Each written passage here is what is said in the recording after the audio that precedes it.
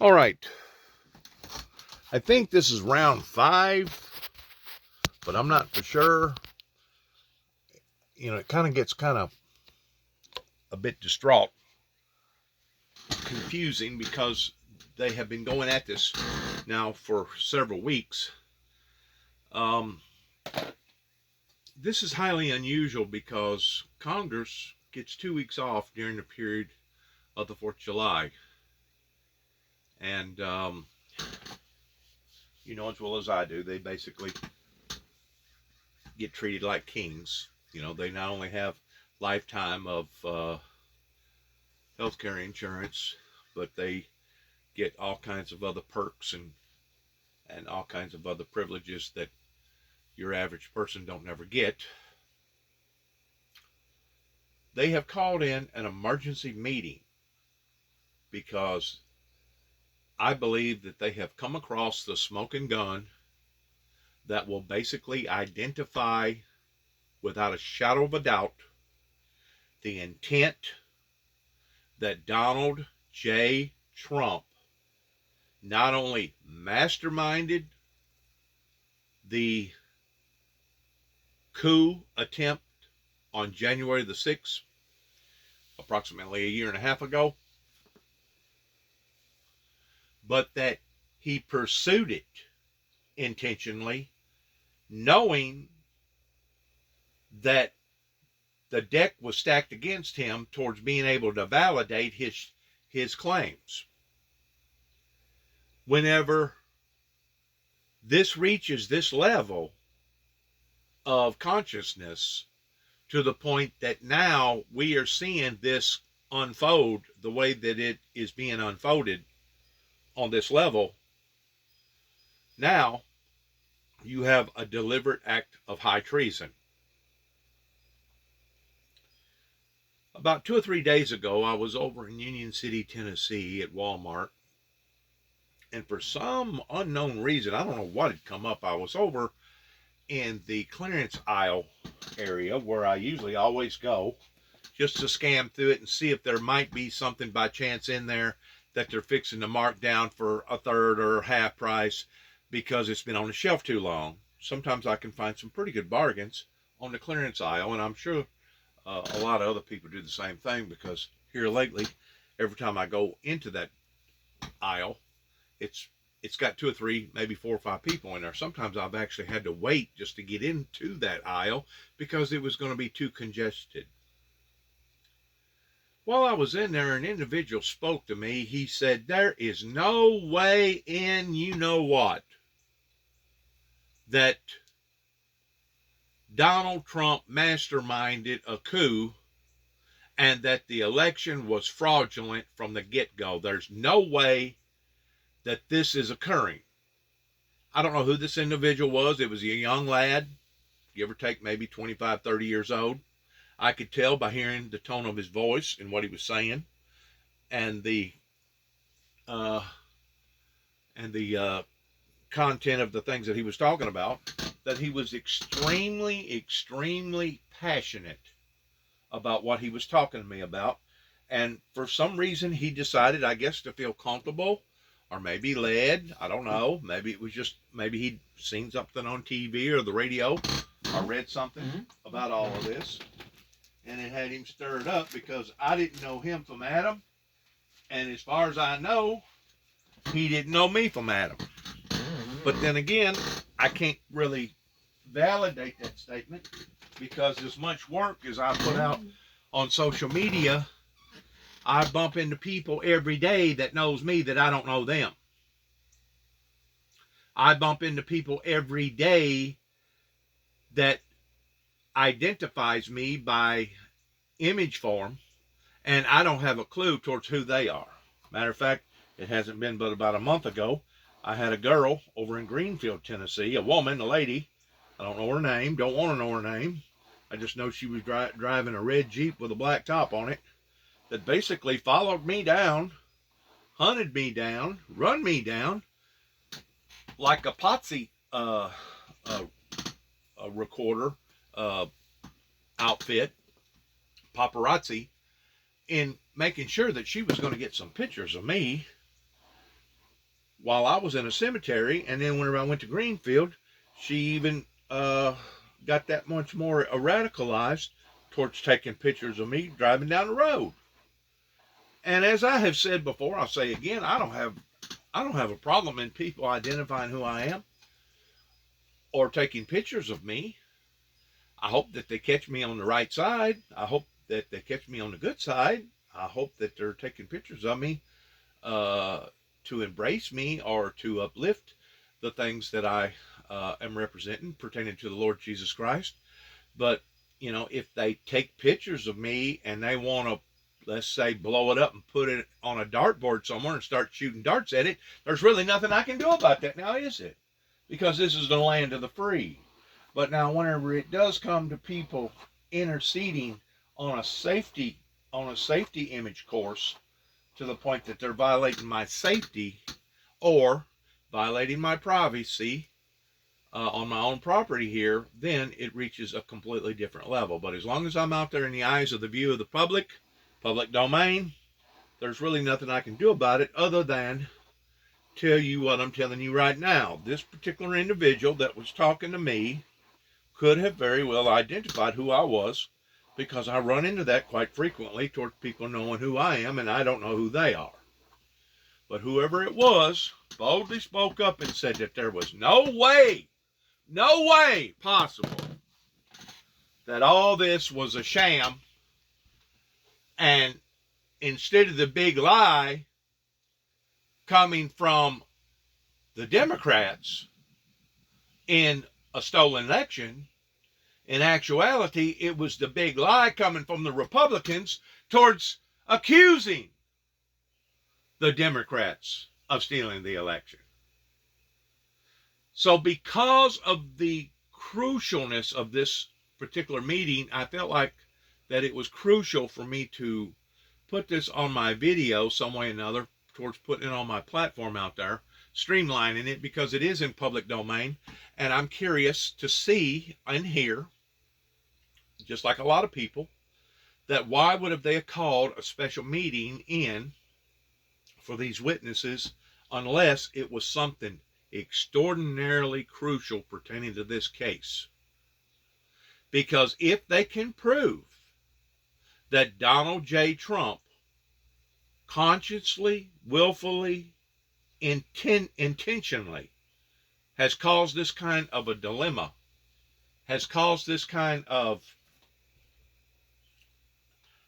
I was going to use the word excitement, but it goes beyond excitement, that Donald J. Trump caused this type of extraordinary circumstances to occur in people's lives, it's just a matter of time before they're going to go and possibly indict this individual and have him sitting up in the hot seat and having him explain some of the things that his accusers are accusing him of. I mean, there comes a time to where you can no longer use the Fifth Amendment towards you have a right to remain silent. Anything you say can and will be used against you in a court of law. There comes a time to where the evidence is so substantial that there's no way that you can remain silent.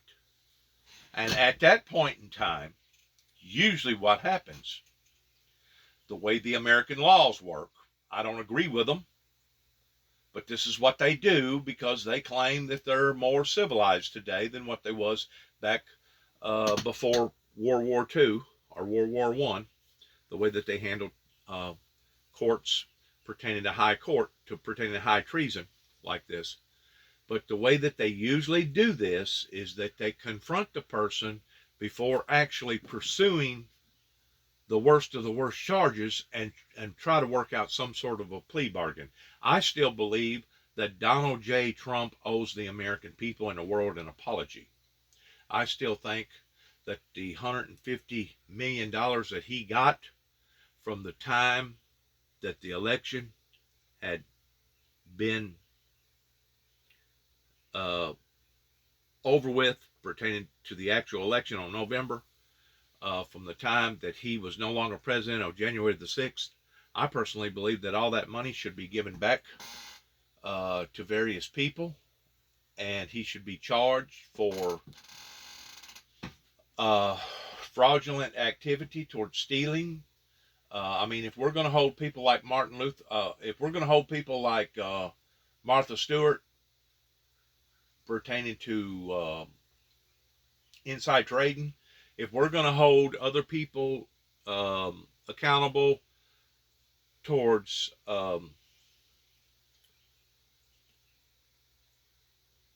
faulty claims, etc., etc., etc., if we're going to hold other people accountable pertaining to our laws, I personally believe that our laws should hold even Donald J. Trump, the prior president of the United States, accountable, especially if they can prove that these occurrences did in fact take place willfully, consciously, and intentionally by him and his family members and his administration around him. I personally believe that he should be held to the fullest extent of the law. And really and truly, it couldn't have happened to a better group of people pertaining to the Republicans because of what they've done to not only the Americans, but what they've done to the world pertaining to a grand master cover-up that occurred during the time that the Lord worked in my life, towards working in Ronald Reagan's life, towards Ronald Reagan convincing the superpowers that biblical Bible prophecy was occurring and had occurred. But yet now, from day one, whenever Ronald Reagan come back from Russia towards convincing them of the ending of the Cold War, there was never any type of pursuit towards not only supporting the anointed person that is talking to you right now pertaining to the opening of the seals pertaining to biblical Bible prophecy, but there was an actual movement in attacking this individual, talking about myself, the founder of the Windmill Ministries Missions, in trying to destroy him on every level imaginable, coming from every demon out of the cracks. Because the intensity of the damage that has been done, not just with the founder of the Windmill Ministries Missions, but with the church sector, with the politics sector, and the world sector. Because the damage has been substantially done, the way that the Republicans started this, towards what that they didn't do that they should have done, which as far as I'm concerned is just as bad as what they done that they shouldn't have done. It couldn't have happened to a better group of people than to see one of their own go down this way, especially after Homeland Security was dead set in stopping the founder of the Windmill Ministries, not only in 1989, but in 1991 in Wheeling, West Virginia, towards bringing false accusations to the founder of the Windmill Ministries' lives, towards being an assassin and heading to Washington, D.C. to take out George Walter H. Bush's life. Bush Sr.'s life. Since then, I have looked up many different times towards the things that they still have out there that they have enchanted about my life. As recently, within the past 48 hours, I got online and looked up various things from Homeland Security pertaining to Dennis James Jackson, known as Juby. Juby either spelled J-U-B-B-Y or Juby as in J-E-W-B-E-E. And those things that have been black-marked about the individual that's talking to you right now is still just as predominant in their record books as it was whenever they first started this assassination, character assassination in my life, going all the way back to 1983 in Kenton, Tennessee. Those things is still as predominant You can find them and read about them.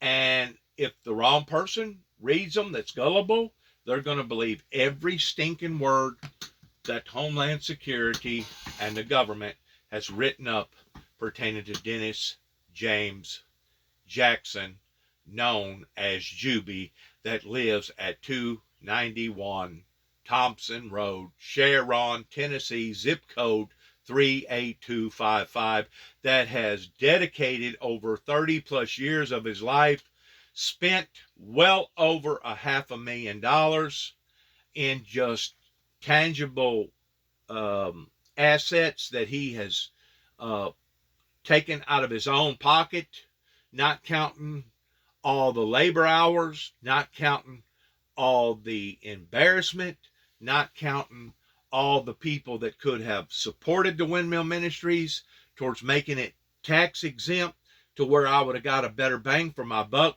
financially speaking, not counting all the people that brought up false accusations about my life towards me being a murderer to my own brother, towards me being an assassin, towards going to take out the President of the United States, towards me going to blow up a Kentucky dam while I was trying to help them and telling them that God had showed me that there was going to be electrical disturbances to come pertaining to various situations, regardless whether it was solar flares or our electrical grids being overloaded, or people planting bombs in the back of my truck in Oklahoma City, Oklahoma in 2009 and trying to make me out to be a monster simply because I had brushed up onto the truth and identified that there was a major cover-up in not only what had occurred in the Oklahoma bombing pertaining to Timothy McVeigh and Nichols in 1995, but there was also a major cover-up in how that the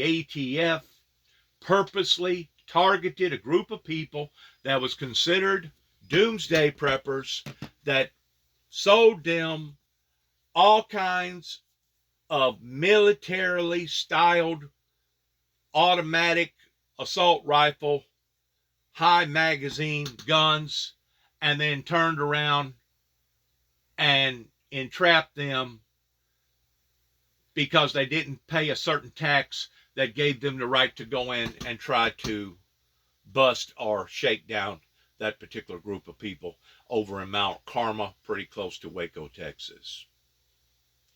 This has affected everybody's life in some form or fashion. Some of these people thinks that they have gotten away with murder. They think because they have sat back and, man, they have really taken advantage of the past 30 plus years, and they've got all these big high dollar equipment, combines and tractors, and they've redecorated their homes, and they're driving brand new vehicles, and they got big bank accounts. They think that they have gotten away with this. Just like the banking industry, just like other local, state, and federal governments that thought that they was going to get away with this. But God has spared me towards me being alive, towards me being able to tell my side of the story the way that it deserves to be told. And I've got other people that are very, very concerned about what has occurred here, that is about truth, that does care about justice. And whenever I make remarks that I make in exchange towards saying, well, it couldn't have happened to a better group of people, I'm talking about the people that is at fault, that did in fact actually initiate this type of resistance movement that began all the way back into 1983, as far as I'm concerned. I know it began after 9 tapes went to the White House in 1988 that I can prove. I can authenticate and validate that particular exchange of events that went on, not counting the people here locally that listened to the same 9 tapes. Beginning with the prior governor of the state of Tennessee that is no longer with us, but they got a statue of his presence in front of the Weakley County Courthouse. So if this does pan out the way that the Democrats are proving for it to pan out, the best thing that I can say to the Democrat to the Republic, well, let me say this. The best thing I can say to the Democrat Party that has proven this without a shadow of a doubt, 2 thumbs up. And the best thing that I can say to the Republican Party towards what has occurred here with one of their own, that it couldn't have happened to a better group of people that really and truly thought that they was going to be able to pull the wool over the American people's eyes, not only in what occurred in 1988 pertaining to the falling of the Berlin Wall in 1889, but towards all the mistakes that the Republican Party has made, even in the exchange of 9/11, that turned their heads and planted a decoy, used other means towards trying to say that it was this group of people, knowing that it was another group of people that actually initiated 9/11. In other words, they created this diversion, and the people fell for it. And I guess if the Democrat Party had not smartened up in this exchange, they would have kept on pulling the wool over people's eyes again and again and again and again. That has led us down this endless road of doom and gloom towards being $30+ trillion in debt, all the drug abuse, all the sexual abuse, all the gun abuse, and et cetera, et cetera, et cetera. So if this pans out the way that I think it's going to pan out today, it will be well worth me deviating my duties outside towards recording this and streamlining it on my platform. Once more, thanks again for your time in this, I think it's round 5, and let's listen in on this particular segment. Thank you. And I think Benny Thompson is just gavelled, so I guess we're going to go in. On the United States Capitol will be in order. Without objection, the chair is authorized to declare the committee in recess at any point. Pursuant to House Deposition Authority Regulation 10, the chair announces the committee's approval to release the deposition material presented during this hearing. Good afternoon. In our hearings over the previous weeks, the Select Committee has laid out the details of a multi-part pressure campaign driven by the former president aimed at overturning the results of the 2020 presidential election and blocking the transfer of power. We've shown that this effort was based on a lie that the election was stolen, tainted by widespread fraud, Donald Trump's big lie. In the weeks ahead, the committee will hold additional hearings about how Donald Trump summoned a mob of his supporters to Washington, spurred them to march on the Capitol, and failed to take meaningful action to quell the violence as it was unfolding on January 6th. However, in recent days, the Select Committee has obtained new information dealing with what was going on in the White House on January 6th and in the days prior. Specific detailed information about what the former president and his top aides were doing and saying in those critical hours. First-hand details of what transpired in the office of the White House Chief of Staff, just steps from the Oval Office as the threats of violence became clear, and indeed, violence ultimately descended on the Capitol in the attack on American democracy. It's important that the American people hear that information immediately. That's why, in consultation with the Vice Chair, I recalled the committee for today's hearing.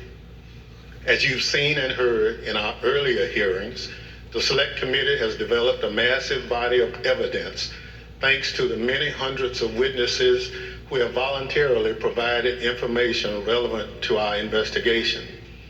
It hasn't always been easy to get that information because the same people who drove the former president's pressure campaign to overturn the election are now trying to cover up the truth about January 6th. But thanks to the courage of certain individuals, the truth won't be buried. The American people won't be left in the dark. Our witness today, Ms. Cassie Hutchinson, has embodied that courage. And it's not just for the people today of what they're seeing and experiencing and listening to towards the truth coming out, but it is crucial, vitally crucial, for the life of our existing republic that has been torn, ripped apart, stomped on, raped, butchered, violated in every way that you can think of on account of the saddest day in American history, as far as I'm concerned, other than maybe after the Revolutionary War in the early 1800s, somebody attempted towards doing the same thing again, towards trying to allow for our democracy to be attacked then. I think they burnt the White House down during that time. That was originally in another part of the land. But this is so crucial for historians to write the truth, to identify the who, the what, the when, and the why. Because without the truth, people are left in the dark, and then a lot of untruths will be told that could add to another problem down the road that could even lead into something worse than what has already done happened. It's kind of like the journalist and the investigation team that goes in during the attack of Russians and the Ukrainians, attacking the Ukrainians with no valid reason for doing this. As of yesterday, during the G6 meetings, G6 or G7 meetings,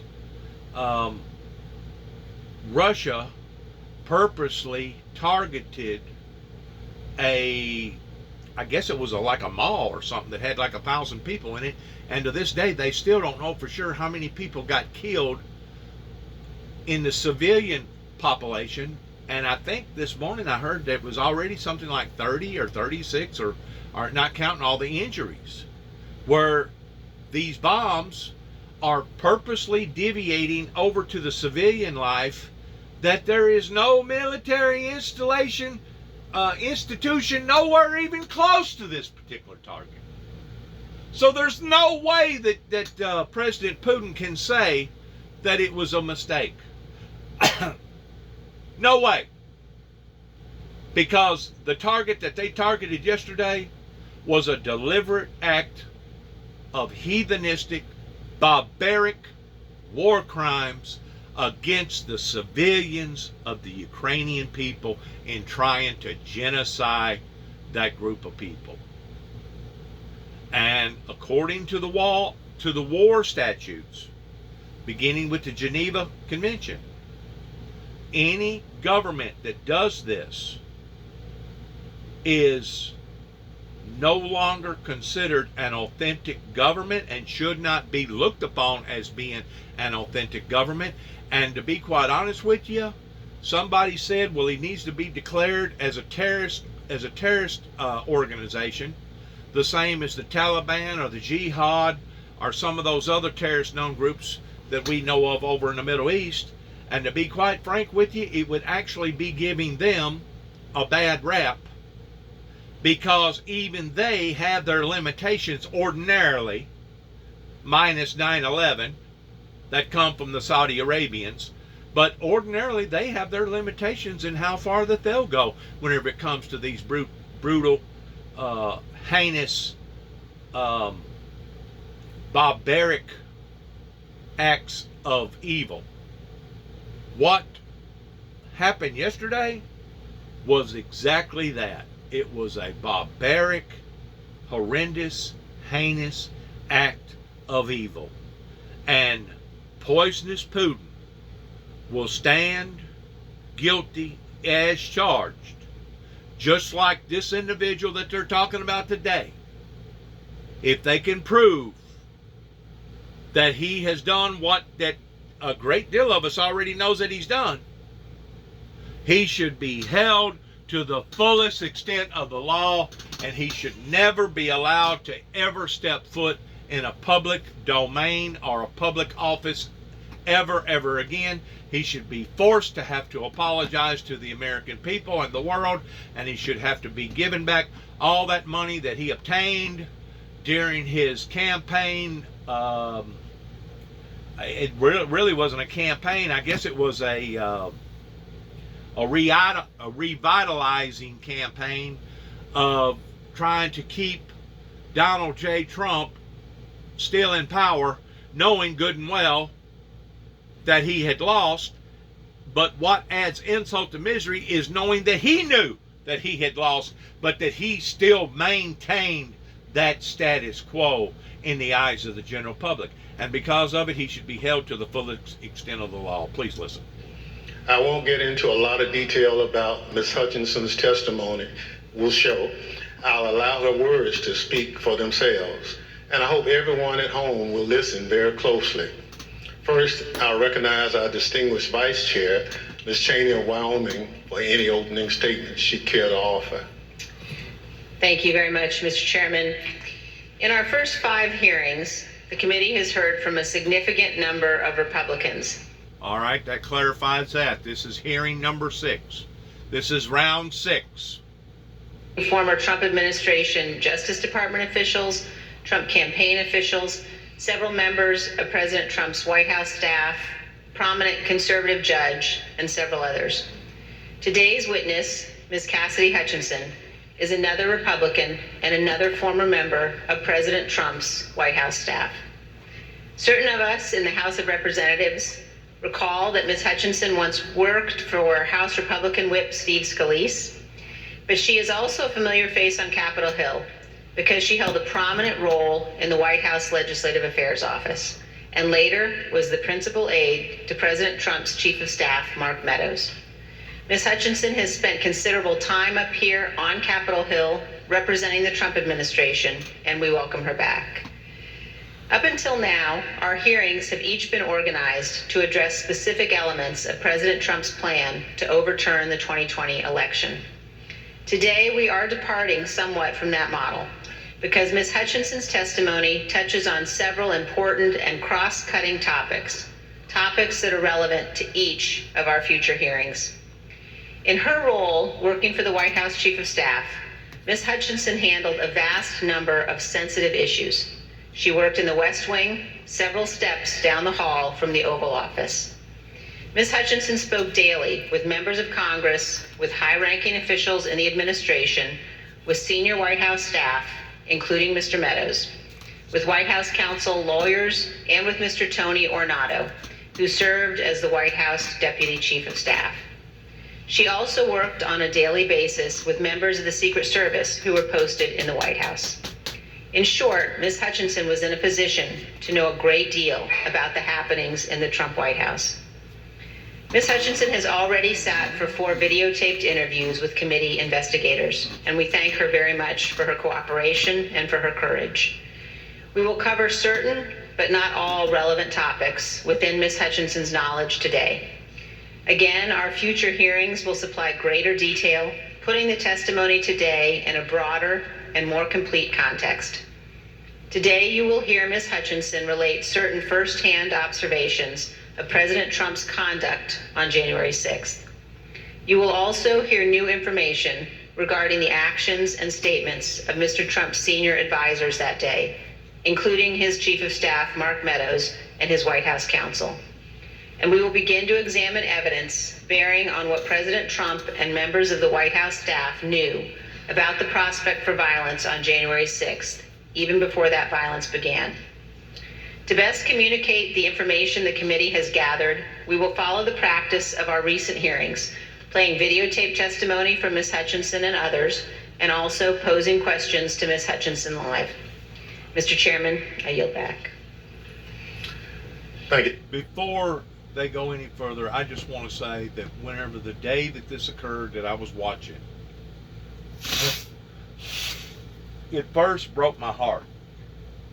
It broke my heart to see where something like this had unfolded right in front of the American people's eyes, And it was a senseless act that had been provoked by the very one that they was trying to remain in power. After I watched it for a certain length of time, tearing up and feeling heartbroken about my loyalty, my patriotism to this country, knowing the sacrifices that had been made in putting us where we are today towards having the things that we have, I then began to get angry. As I got angry, I got angrier, because the reality had hit me of what was really happening right in front of my eyes. And then fear struck in. Whenever fear struck in, I'm thinking to myself, my God, because this is in January, it was still cold, very cold. Do I have enough of this? Do I have enough of that? Do I have enough of propane? Do I have a... And I immediately started gathering up stuff and evaluating my pantry and what I had and what I didn't have, and whether or not I needed this or needed that. And luckily, fortunately, I was financially stable enough to go and pursue those things that I thought, if the worst case scenario occurred, maybe I could hold on a little longer than some, because I had made proper preparations. Because whenever this happened, it wasn't just a matter of a red flag or a red whistle going off. They was all going off at the same time.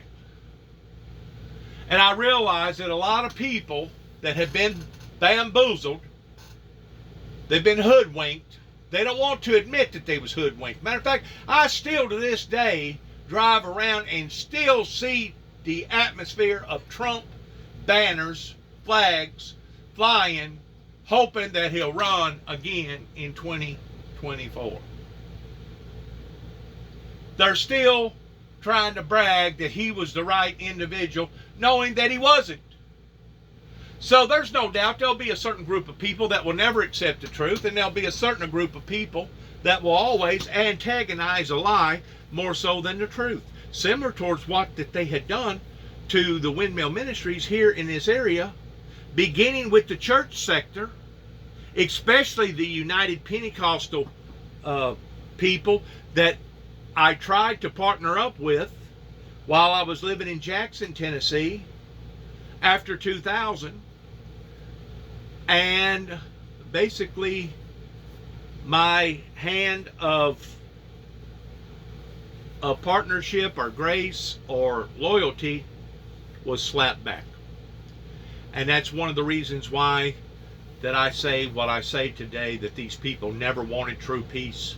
They never wanted to clean up their act towards attacking or going after the very axes of evil pertaining to Lucifer or Satan.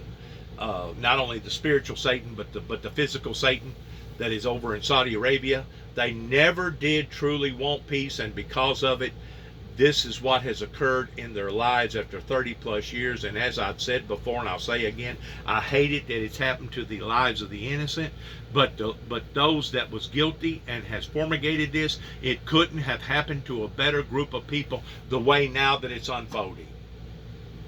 And this same girl that's fixing to testify, I guarantee you there'll be just as many people that will look at her towards her being a traitor, just like looking at Eric Snowden, towards what Eric Snowden was trying to open up the eyes of the American people pertaining to artificial intelligence.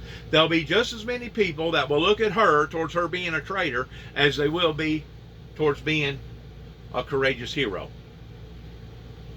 I don't know what has happened here in America pertaining to the way that they have been bamboozled, bewitched under this Antichrist movement that has befallen into our land pertaining to this sorcery, this demonic infiltration that has started from within, that has contaminated a great deal of our churches and a great deal of our politicians.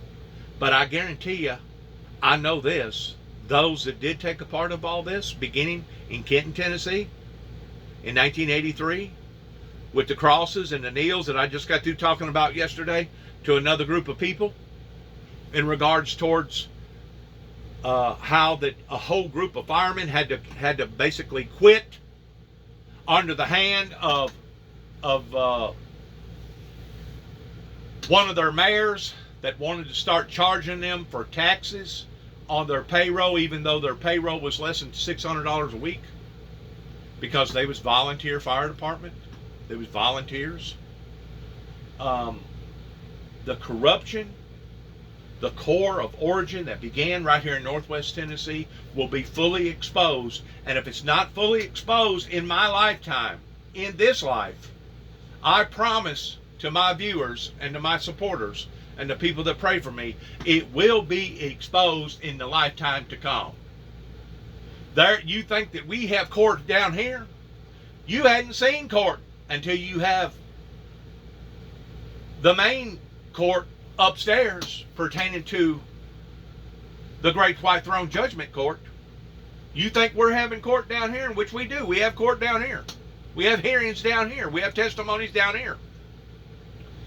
Whenever we get to heaven, that will be the court of all courts.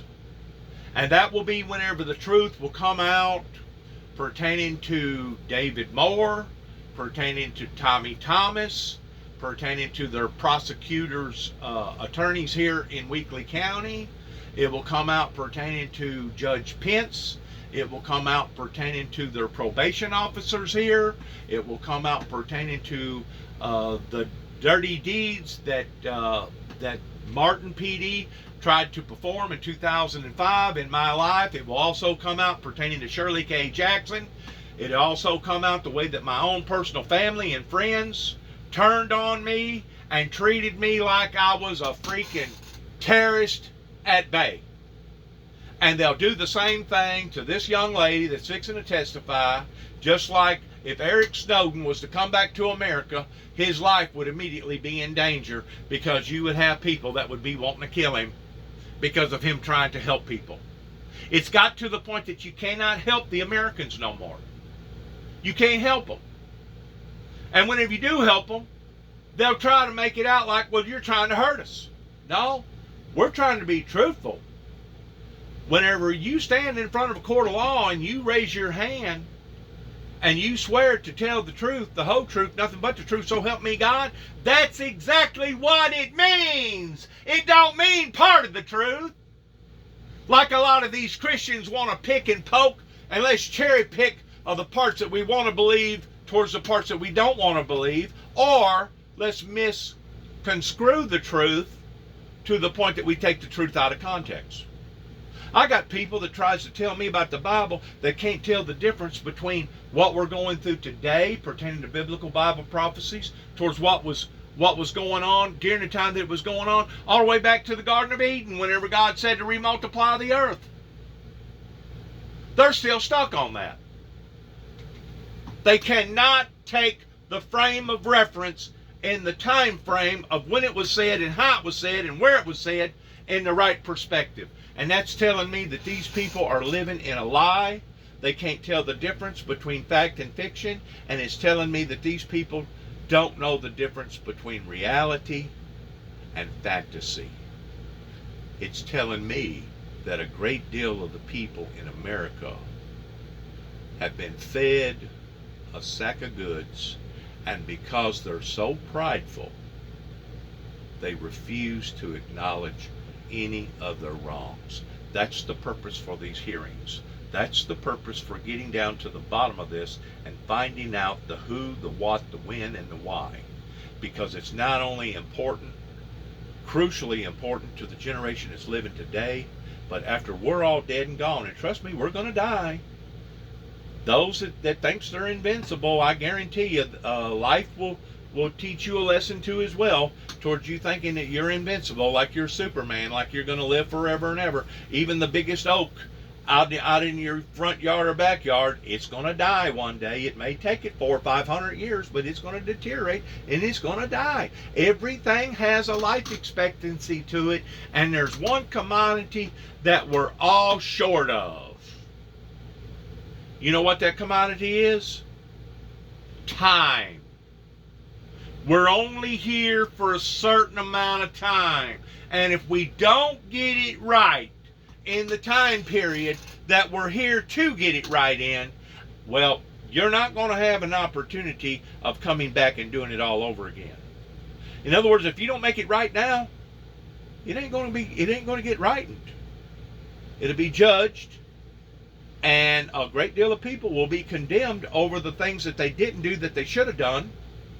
And just like there'll be a great deal of people that will be condemned in the eyes of the Lord of the things that they shouldn't have done that they did do.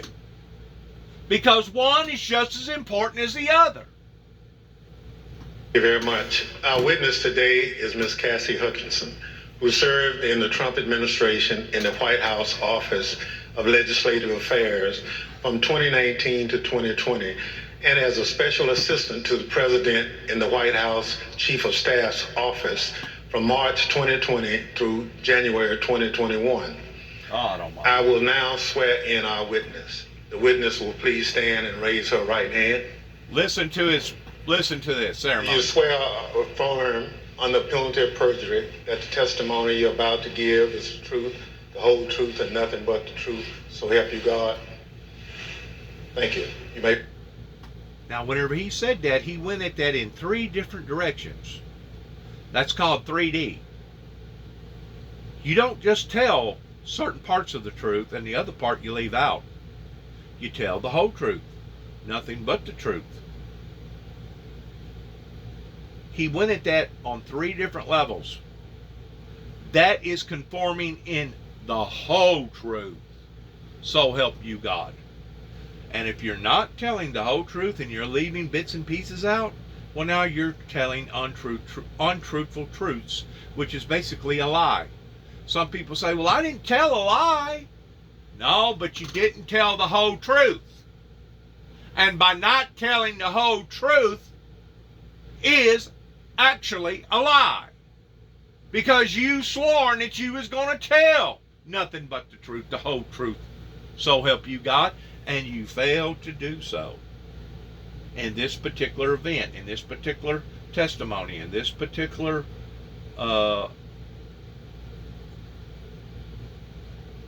problem that obviously needs to be settled. Seated. Let the record reflect the witness answered in the affirmative. I now recognize myself for questions. Ms. Hutchinson, I'd like to start with a few questions about your background. These are some photographs we've obtained highlighting your career. These show you with members of Congress, including Steve Scalise, as well as the White House. Now I'm going to fast forward just a little bit to kind of quicken it up on time. That way we can kind of halfway see what they're talking about. I guess I need to stop. When you started at the White House, you served in the Office of Legislative Affairs. We understand that you were initially hired as a staff assistant, but were soon promoted to a position of greater responsibility. Can you explain your role for the committee? When I moved over to the White House Chief of Staff's office with Mr. Meadows when he became the 4th Chief of Staff, it's difficult to describe a typical day. I was a special assistant to the president and an advisor to the chief of staff. The days depended on what the president was doing that day, and that's kind of how my portfolio was reflected. I had a lot of outreach with members of Congress, senior cabinet officials. I would work on policy issues with relevant internal components and members on the Hill, as well as security protocol at the White House complex for Mr. Meadows and the president. And then you received another promotion in March 2020. At that time, you became the principal aide to the new White House Chief of Staff, Mark Meadows. Is that right? That's correct, sir. What did a typical day look like for you in your work with Mr. Meadows? It varied with what was going on. We spent a lot of time on the Hill. I spent time on the Hill independently too, as I was his liaison for Capitol Hill. We did a lot of presidential travel engagements, but mostly I was there to serve what the chief of staff needed, and a lot of times what the chief of staff needed was a reflection of what the president's schedule was detailed to do that day. So is it fair to say that you spoke regularly in your position, both with members of Congress and with senior members of the Trump administration? That's correct. That's a fair assessment, sir. And would you say that in your work with Mr. Meadows, you were typically in contact with him and others in the White House throughout the day? That's correct, sir. Mr. Meadows and I were in contact almost pretty much throughout every day, consistently. Although so much of grave importance happens in the West Wing of the White House, it's quite a small building. Above me on the screen, you can see a map of the first floor of the West Wing of the White House. On the right, you can see the President's Oval Office. On the left, the Chief of Staff's office suite. Within the Chief of Staff's office suite is the heart of the West Wing, was your desk, which was between the Vice President's office, Ms. Kirshner's office, and the Oval Office. Ms. Hutchinson, is this an accurate depiction of where you were located? It's accurate. It's a lot smaller than it looks. Absolutely. Ms. Hutchinson, this is a photo that shows the short distance between your office and the President's Oval Office. And it only takes 5 to 10 seconds or so to walk down the hall from your office to the Oval Office. Is that right? That's correct. Thank you. Pursuant to the Section 5C8 of House Resolution 503, the chair recognizes gentlewoman from Wyoming, Ms. Cheney, for questions. Thank you very much, Mr. Chairman. Mr. Chairman, we will begin today with an exchange that first provided Ms. Hutchinson a tangible sense of the ongoing planning for the events of January 6th. On January 2nd, 4 days before the attack on our Capitol, President Trump's lead lawyer, Mr. Giuliani, was meeting with White House Chief of Staff Mark Meadows and others. Ms. Hutchinson, do you remember Mr. Giuliani meeting with Mr. Meadows on January 2nd, 2021? I do. He met with Mr. Meadows in the evening of January 2nd, 2021. And we understand that you walked Mr. Giuliani out of the White House that night, and he talked to you about January 6th. What do you remember him saying? As Mr. Giuliani and I were walking to his vehicles that evening, he looked at me and said something to the effect of, "Cass, are you excited for the 6th? It's going to be a great day." I remember looking at him and saying, "Rudy, could you explain what's happening on the 6th? He had responded something to the effect of, "We're going to the Capitol. It's going to be great. The president's going to be there. He's going to look powerful. He's going to be with the members. He's going to be with the senators. Talk to the chief about it. Talk to the chief about it. He knows about it." And did you go back then up to the West Wing and tell Mr. Meadows about your conversation with Mr. Giuliani? I did. After Mr. Giuliani had left the campus that evening, I went back up to our office and I found Mr. Meadows in his office on the couch. He was scrolling through his phone. I remember leaning against the doorway and saying, "I had an interesting conversation with Rudy, Mark. Sounds like we're going to go to the Capitol." He didn't look up from his phone and said something to the effect of, "There's a lot going on, Cass, but I don't know. Things might get real bad on January 6th.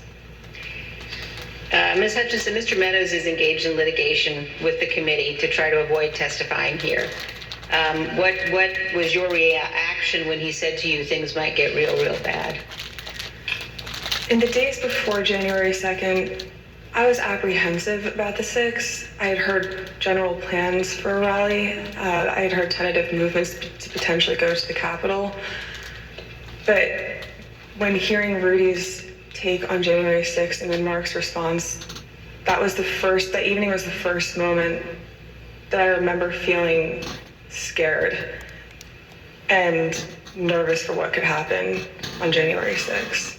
And I had a deeper concern for what was happening with the planning aspects of it.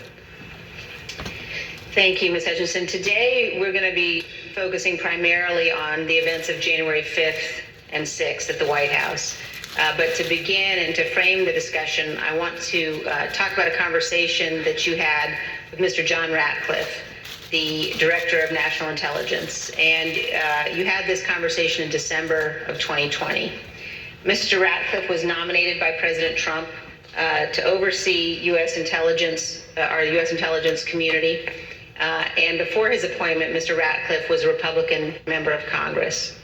As you will see on this clip, Director Ratcliffe's comments in December of 2020 were prescient. My understanding was Director Ratcliffe didn't want much to do with the post-election period. Director Ratcliffe felt that it wasn't something that the White House should be pursuing. It felt it was dangerous for the president's legacy. He had expressed to me that he was concerned that it could spiral out of control and potentially be dangerous, either for our democracy or the way that things were going for the 6th. When you say it wasn't something the White House should be pursuing, what's the it?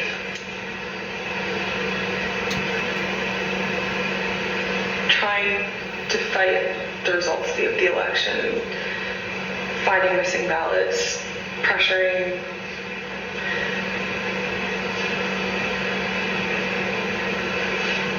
filing lawsuits in certain states where there didn't seem to be significant evidence, and reaching out to state legislatures about that. So pretty much the way that the White House is handling the post-election period, he felt that there could be dangerous repercussions in terms of precedent set for elections, for our democracy, for the 6th. He was hoping that we would concede.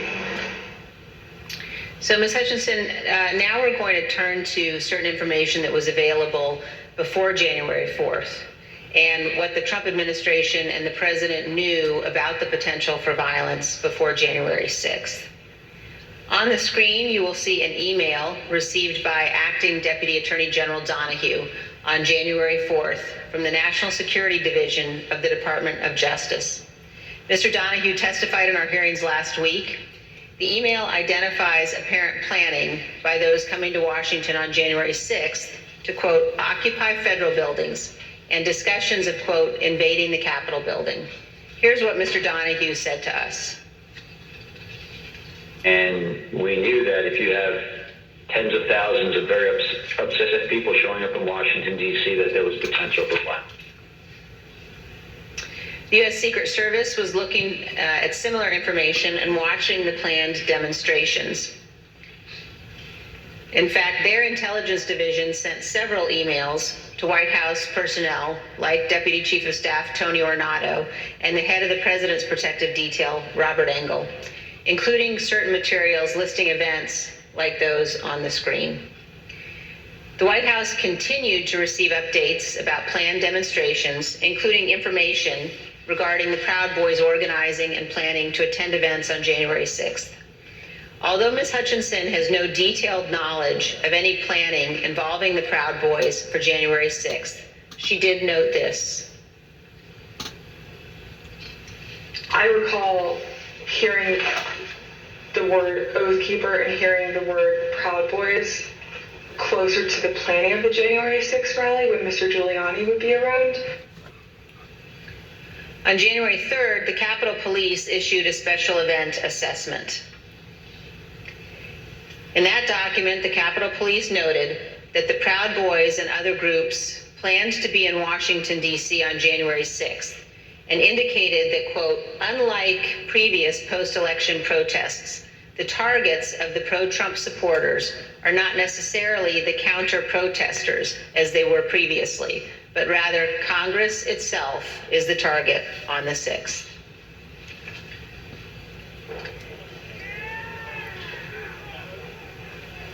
Of course, we all know now that the Proud Boys showed up on January 6th, marched from the Washington Monument to the Capitol that day, and led the riotous mob to invade and occupy our Capitol. Ms. Hutchinson, I want to play you a clip of one of our meetings when you described a call on January 4th that you received from National Security Advisor Robert O'Brien on the same topic, potential violence on January 6th. I received a call from Robert O'Brien, the National Security Advisor. He had asked if he could speak with Mr. Meadows about potential words of violence that he was hearing that were potentially going to happen on the Hill on January 6th. I had asked if he had connected with Tony Ornato because Tony Ornato had a conversation with Mark about that topic. Robert had said, I'll talk to Tony, and then I don't know if Robert ever connected with Mark about the issue. Ms. Hutchinson, can you describe for us Mr. Ornato's responsibilities as Deputy Chief of Staff? The Deputy Chief of Staff position at the White House for operations is arguably one of the most important positions that somebody can hold. They're in charge of all security protocol for the campus and all presidential protectees, primarily the president and the first family, but anything that requires security for any individual that has presidential protection, so the Chief of Staff or the National Security Advisor, as well as the Vice President's team too. Tony would oversee all of that, and he was the conduit for security protocol between White House staff and the United States Secret Service. Thank you. And you also described a brief meeting between Mr. Ornato and Mr. Meadows on the potential for violence. The meeting was on January 4th. They were talking about the potential for violence on January 6th. Let's listen to a clip of that testimony. Remember Mr. Ornato had talked to him about intelligence reports. I remember Mr. Ornato coming in and saying that we had intel reports saying that there could potentially be violence on the 6th. You also told us about reports of violence and weapons that the Secret Service were receiving on the night of January 5th and throughout the day on January 6th. Is that correct? That's correct. There are reports that police in Washington, D.C. had arrested several people with firearms or ammunition following a separate pro-Trump rally in Freedom Plaza on the evening of January 5th. Are those some of the reports that you recall hearing about?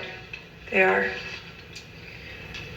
Of course, the world now knows that the people who attacked the Capitol on January 6th had many different types of weapons. When a president speaks, the Secret Service typically requires those attending to pass through metal detectors, known as magnetometers, or MAGs for short. The Select Committee has learned that people who willingly entered the enclosed area for President Trump's speech were screened so they could attend the rally at the Ellipse. They had weapons and other items that were confiscated: pepper spray, knives, brass knuckles, tasers, body armor, gas masks, batons, blunt weapons.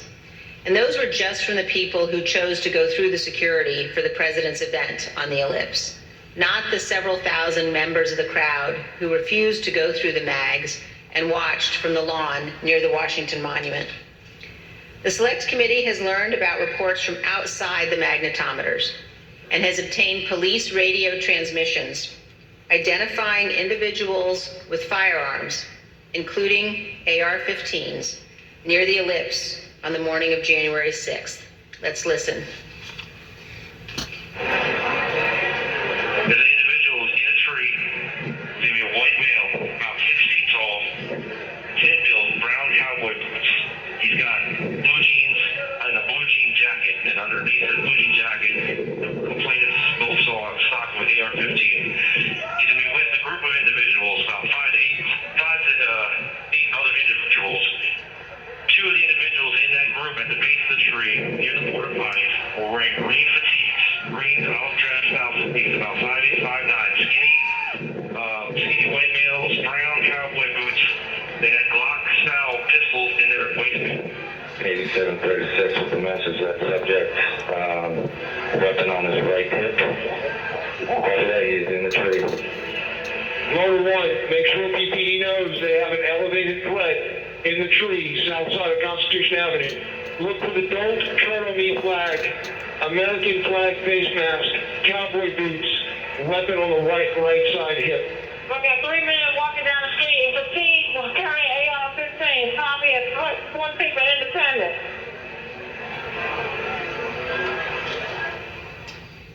AR-15s at 14th and Independence. As you saw in those emails, the first report that we showed, we now know was sent in the 8 o'clock hour on January 6th. This talked about people in the crowd wearing ballistic helmets and body armor, carrying radio equipment and military-grade backpacks. The second report we showed you on the screen was sent by the Secret Service in the 11 a.m. hour, and it addressed reports of a man with a rifle near the ellipse. Ms. Hutchinson, in prior testimony, you described for us a meeting in the White House around 10 a.m. in the morning of January 6th, involving Chief of Staff Meadows and Tony Ornato. Were you in that meeting? I was. Let's listen to your testimony about that meeting, and then we'll have some questions. I think the last time we talked, you mentioned that some of the weapons that people had at the rally included flagpoles, oversized sticks or flagpoles, bear spray. Is there anything else that you recall hearing about the people who would gather in the attack? I recall Tony and I having a conversation with Mark probably around 10 a.m., 10:15 a.m., where I remember Tony mentioning knives, guns in the form of pistols and rifles, bear spray, body armor, spears, and flagpoles. Spears were one item, flagpoles were one item, but then Tony had relayed to me something to the effect of, and these effing people are fastening spears onto the ends of flagpoles. And Ms. Hutchinson, here's a clip of your testimony regarding Mr. Meadows' response to learning that the rally attendees were armed that day. What was Mark's reaction, Mr. Meadows' reaction to this list of weapons that people have in the crowd? When Tony and I went in to talk to Mark that morning, Mark was sitting on his couch and on his phone, which was something typical. And I remember Tony just got right into it. I was like, sorry, I just want to let you know, and had informed him, like, this is how many people we have outside the mags right now. These are the weapons that we're known to have. It's possible he listed more weapons off that I just don't recall. And gave him a brief and concise explanation, but also fairly thorough. And I remember distinctly Mark not looking up from his phone. And I remember Tony finishing his explanation and it taking a few seconds for Mark to say something to the point where I almost said, Mark, did you hear him? And then Mark chimed in and was like, all right, anything else? Still looking down at his phone. And Tony looked at me and I looked at Tony and Tony said, no, sir, do you have any questions? I was like, what are you hearing? And I looked at Tony and I was like, sir, he just told you about what was happening down at the rally. And he was like, yeah, I know. And then he looked up and said, have you talked to the president? And Tony said, yes, sir, he's aware too. He said, all right, good. He asked Tony if Tony had informed the president. Yes. And Tony said, yes, he had. So, Ms. Hutchinson, is it your understanding that Mr. Ornato told the president about weapons at the rally on the morning of January 6th? That's what Mr. Ornato relayed to me. And here's how you characterize Mr. Meadows' general response when people raised concerns about what could happen on January 6th. So at the time, in the days leading up to the 6th, there were lots of public reports about how things might go bad on the 6th, and even the potential for violence. If I'm hearing you correctly, what stands out to you is that Mr. Meadows did not share those concerns, or at least did not act on those concerns? Did not act on those concerns would be accurate. But other people raised them to him, like in this exchange, you mentioned that Mr. Ornato pulled him aside. That's correct. Ms. Hutchinson, we're going to show now an exchange of texts between you and Deputy Chief of Staff Ornato. And these text messages were exchanged while you were at the ellipse. In one text, you write, but the crowd looks good from this vantage point as long as we get the shot. he was effing furious. And the text messages also stressed that President Trump kept mentioning the OTR, an off-the-record movement. We're going to come back and ask you about that in a minute. But could you tell us, first of all, who it is in the text who was furious? The he in that text that I was referring to was the president. And why was he furious, Ms. Hutchinson? He was furious because he wanted the arena that we had on the Ellipse to be maxed out at capacity for all attendees. The advance team had relayed to him that the mags were free-flowing. Everybody who wanted to come in had already come in, but he still was angry about the extra space and wanted more people to come in. And did you go to the rally in the presidential motorcade? I was there, yes, in the motorcade. And were you backstage with the president and other members of his staff and family? I was. And you told us, Ms. Hutchinson, about particular comments that you heard while you were in the tent area. When we were in the offstage announce area tent behind the stage, he was very concerned about the shot, meaning the photograph that we would get, because the rally space wasn't full. One of the reasons, which I previously stated, was because he wanted it to be full and for people to not feel excluded because they'd come far to watch him at the rally. And he felt the mags were at fault for not letting everybody in. But another leading reason, and likely the primary reason, is because he wanted it full and he was angry that we weren't letting people through the mags with weapons, with the Secret Service teams as weapons and our weapons. But when we were in the offstage announce tent, I was part of a conversation. I was in the vicinity of a conversation where I overheard the president say something to the effect of, I don't effing care that they have weapons. They're not here to hurt me. Take the effing mags away. Let my people in. They can march to the Capitol from here. Let the people in. Take the effing mags away. Just to be clear, Ms. Hutchinson, is it your understanding that the president wanted to take the mags away and said that the armed individuals were not there to hurt him? That's a fair assessment. The issue wasn't with the amount of space available in the official rally area only, but instead that people did not want to have to go through the mags. Let's listen to a portion of what you told us about that. In this particular instance, it wasn't the capacity of our space, it was the mags and the people that didn't want to come through. And that's what Tony had been trying to relay to him that morning. It's not the issues that we encountered on the campaign. We have enough space, or they don't want to come in right now. They have weapons they don't want confiscated by the Secret Service, and they're fine on the mall. They can see you on the mall, and they want to march straight to the Capitol from the mall. The president apparently wanted all attendees inside the official rally space and repeatedly said, quote, "They're not here to hurt me." And just to be clear, so he was told again in that conversation, or was he told again in that conversation, that people couldn't come through the mags because they had weapons? Correct. And that people, his response was to say they can march to the Capitol from the Ellipse. Something to the effect of, take the effing mags away. They're not here to hurt me. Let them in. Let my people in. They can march to the Capitol after the rally's over. They can march from the Ellipse. Take the effing mags away. Then they can march to the Capitol. Ms. Hutchinson, what we saw when those clips were playing were photos provided by the National Archives showing the president in the offstage tent before his speech on the Ellipse.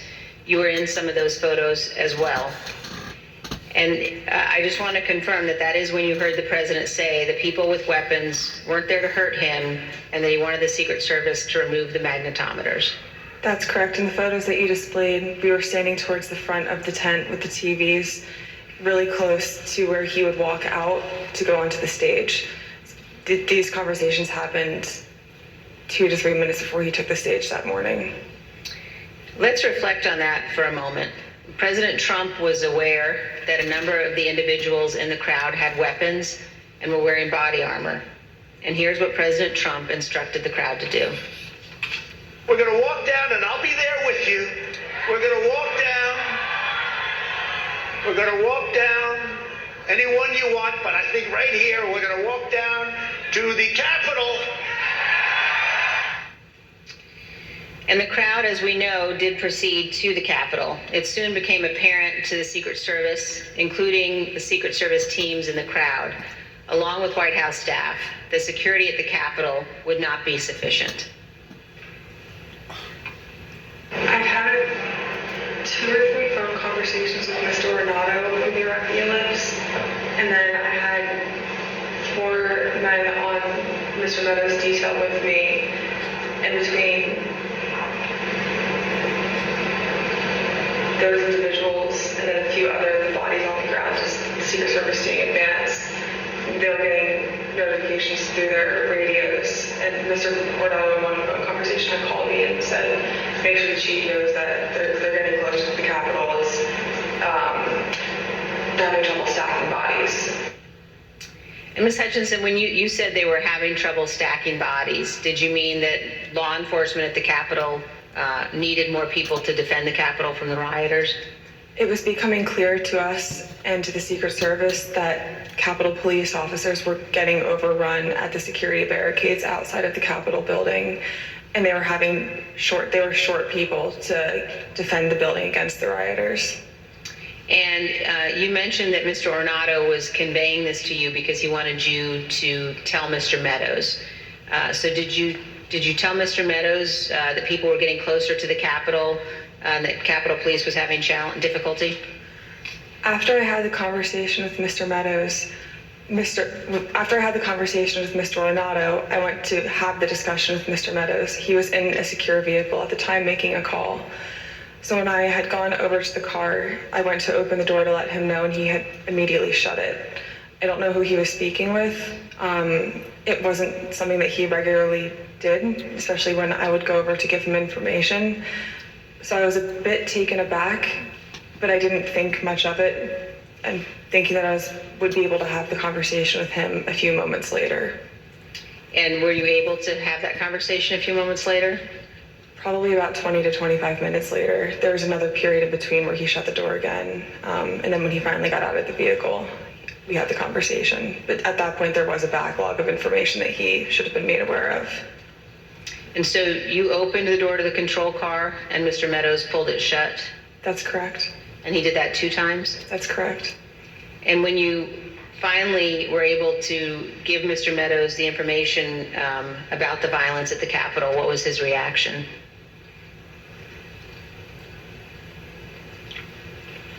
He almost had a lack of reaction.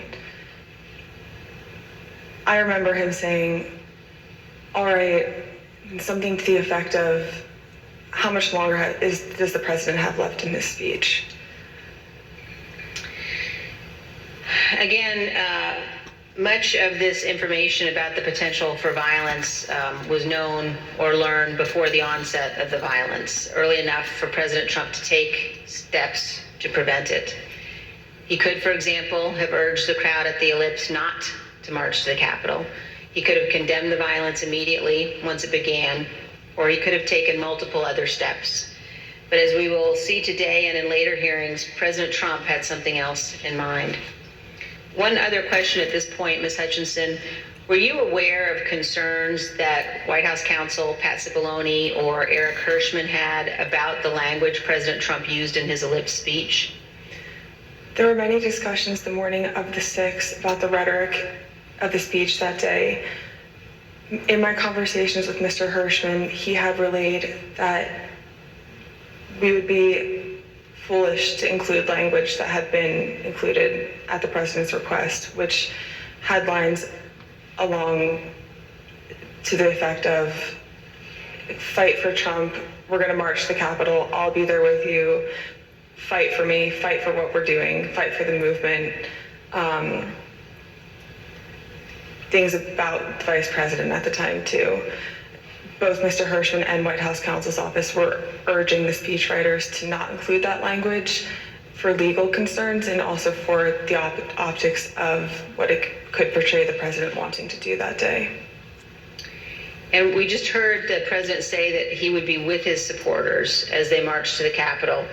Even though he did not end up going, he certainly wanted to. Some have questioned whether President Trump genuinely planned to come here to the Capitol on January 6th.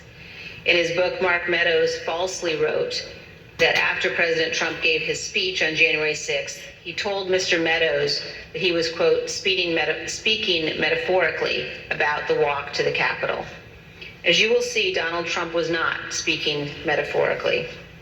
As we heard earlier, Rudy Giuliani told Ms. Hutchinson that Mr. Trump plans to travel to the Capitol on January 6th. I want to pause for just a moment to ask you, Ms. Hutchinson, to explain some of the terminology you will hear today. We've heard you use two different terms to describe plans for the president's movement to the Capitol or anywhere else. One of those is a scheduled movement, and another one is OTR. Could you describe for us what each of those mean? A scheduled presidential movement is on his official schedule. It's notified to the press and to a wide range of staff that will be traveling with him. It's known to the public, known to the Secret Service, and they're able to coordinate the movement days in advance. An off-the-record movement is confined to the knowledge of a very, very small group of advisors and staff. Typically, a very small group of staff would travel with him, mostly that are just included in the national security package. You can pull an off-the-record movement together in less than an hour. It's a way to kind of circumvent having to release it to the press, if that's the goal of it, or to not have to have as many security parameters put in place ahead of time to make the movement happen. Thank you. And let's turn back now to the president's plans to travel to the Capitol on January 6th. We know that White House counsel Pat Cipollone was concerned about the legal implications of such a trip, and he agreed with the Secret Service that it shouldn't happen. Ms. Hutchinson, did you have any conversations with Pat Cipollone about his concerns about the president going to the Capitol on January 6th? On January 3rd, Mr. Cipollone had approached me, knowing that Mark had raised the prospect of going up to the Capitol on January 6th. Mr. Cipollone and I had a brief private conversation where he said to me, we need to make sure that this doesn't happen. This would be legally a terrible idea for us. We have serious legal concerns if we go up to the Capitol that day. And he then urged me to continue relaying that to Mr. Meadows, because it's my understanding that Mr. Cipollone thought that Mr. Meadows was indeed pushing this along with the president. And we understand, Ms. Hutchinson, that you also spoke to Mr. Cipollone on the morning of the 6th as you were about to go to the rally on the Ellipse. And Mr. Cipollone said something to you like, make sure the movement to the Capitol does not happen. Is that correct? That's correct. I saw Mr. Cipollone right before I walked out onto West Exec that morning, and Mr. Cipollone said something to the effect of, please make sure we don't go up to the Capitol, Cassidy. Keep in touch with me. We're going to get charged with every crime imaginable if we make that movement happen. And do you remember which crimes Mr. Cipollone was concerned with? In the days leading up to the 6th, we had conversations about potentially obstructing justice or defrauding the electoral count.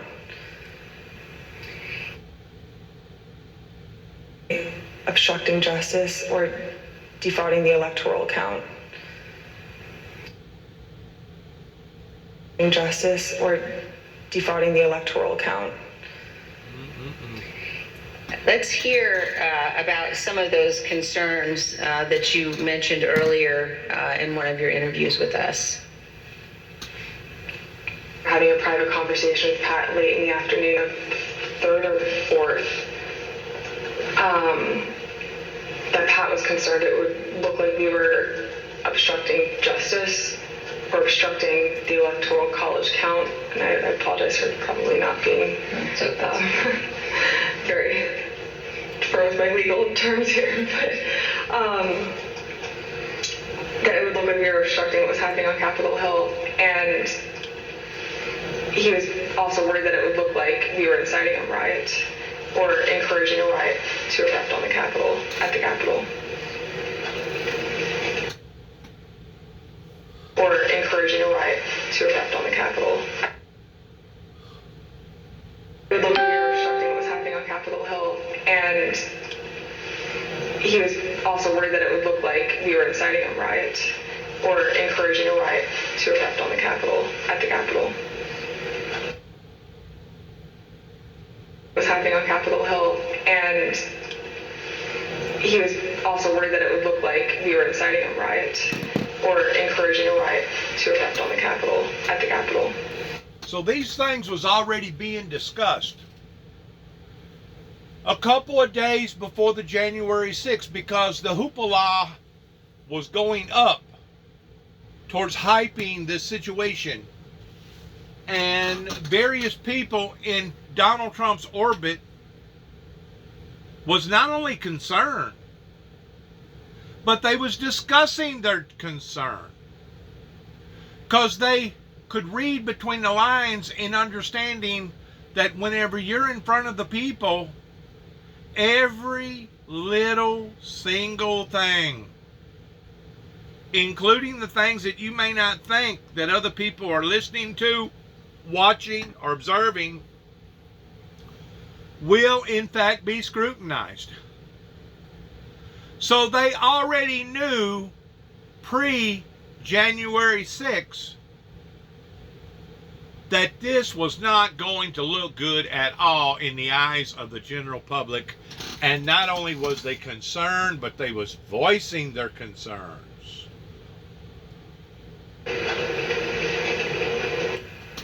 In fact, in the days before January 6th and on January 6th itself, President Trump expressed to multiple White House aides that he wanted to go to the Capitol after his speech. Here's what various White House aides have told the committee about the president's desire to go to the Capitol. Did the president tell you this, that he wanted to speak at the Capitol? Correct, yes. During the meeting in the dining room, did the idea of the president proceeding or walking to the Capitol on the 6th after his speech come up? Walking to the Capitol? No. Driving to the Capitol? It came up. Okay, how did it come up and what was discussed? He brought it up. He said, I want to go down to the Capitol. What about him marching to the Capitol on the 6th? Yes. Tell us about that. So, it's kind of a general thing. I mean, to get into the specifics of it, I was aware of the desire of the president to potentially march to the or accompany the rally attendees to the Capitol. When did you first hear about this idea of the president accompanying rally attendees to the Capitol on the 6th? Well, this was at the 6th. This was during the after he finished his remarks. When the president said that he would be going to the Capitol during his speech on the ellipse, the Secret Service scrambled to find a way for him to go. We know this from witnesses and the Secret Service, also from messages among staff on the President's National Security Council. The NSC staff were monitoring the situation in real time, and you can see how the situation evolved in the following chat log that the committee has obtained. As you can see, NSC staff believed that Mogul, the president, was, quote, going to the Capitol, and, quote, they are finding the best route now. From these chats, we also know the staff learned of the attack on the Capitol in real time. When President Trump left the ellipse stage at 1:10, the staff knew that rioters had invaded the inaugural stage and Capitol Police were calling for all available officers to respond. When Republican leader Kevin McCarthy heard the president say he was going to the Capitol, he called you, Ms. Hutchinson. Isn't that right? That's correct. And in this text message, you told Tony Ornato, quote, McCarthy just called me too. And do you guys think you're coming to my office? Tell us about the call that day with Leader McCarthy during the president's speech on the ellipse. I was still in the tent behind the stage, and when you're behind the stage, you can't really hear what's going on in front of you. So when Mr. McCarthy called me with this information, I answered the call and he sounded rushed, but also frustrated and angry at me. And I was confused because I didn't know what the president had just said. He then explained, the president just said he's marching to the Capitol. You told me this whole week you aren't coming up here. Why would you lie to me? I said, I'm not lying.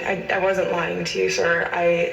We're not going to the Capitol. And he said, well, he just said it on stage, Cassidy. Figure it out. Don't come up here. I said, I'll run the traps on this and I'll shoot you a text. I can assure you we're not coming up to the Capitol. We've already made that decision.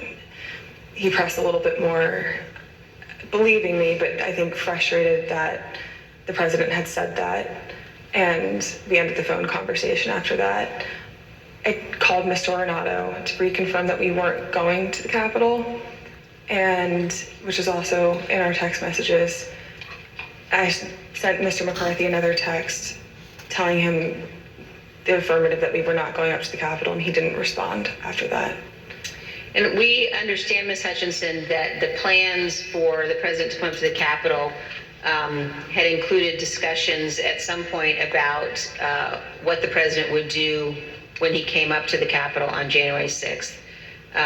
Let's look at a clip of one of your interviews discussing that issue with the committee. When you were talking about a scheduled movement, did anyone say what the president wanted to do when he got here? No. Not that I can specifically remember. I remember hearing a few different ideas discussed between Mark and Scott Perry, Mark and Rudy Giuliani. I don't know which conversations were elevated to the president. I don't know what he personally wanted to do when he went up to the Capitol that day. I know that there were discussions about him having another speech outside of the Capitol before going in. I know that there was a conversation about him going into the House chamber at one point. As we've all just heard, in the days leading up to January 6th, on the day of the speech, both before and during and after the rally speech, President Trump was pushing his staff to arrange for him to come up here to the Capitol during the electoral vote count. Let's turn now to what happened in the president's vehicle when the Secret Service told him he would not be going to the Capitol after his speech. First, now, to weigh in on what we just said about the texting, even though you text somebody something and you erase that text is still out there. And I feel pretty confident that her testimony has been looked at, examined, and checks out towards the things that she was talking about, how that this one was texting this and she was texting back that, because they have a way that they can dissect digital data. Even though you may think it's gone, it won't be gone. So I'm pretty sure that they know right from the get-go of the things that she's talking about is in fact authentically correct. First, here is the president's motorcade leaving the ellipse after his speech on January 6th.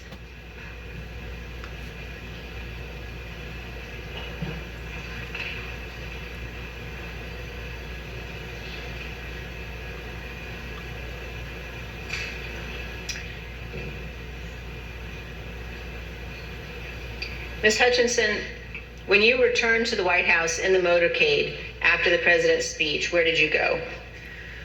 When I returned to the White House, I walked upstairs towards the Chief of Staff's office, and I noticed Mr. Ornato lingering outside of the office. Once we had made eye contact, he quickly waved me to go into his office, which was just across the hall from mine.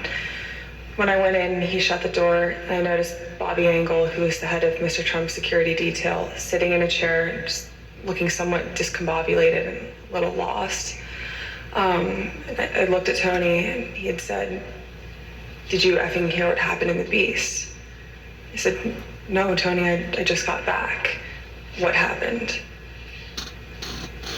Tony proceeded to tell me that The Beast is the car that they transport the president in. They call it the Beast. For clarification purposes, I felt like that needed to be weighed in on. when the president got in the Beast, he was under the impression from Mr. Meadows that the off-the-record movement to the Capitol was still possible and likely to happen, but that Bobby had more information.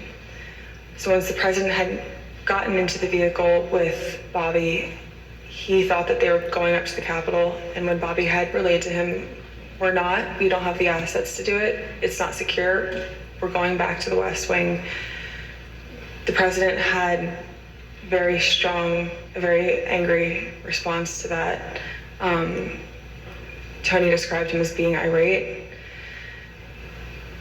The president said something to the effect of, "I'm the effing president, take me up to the Capitol now."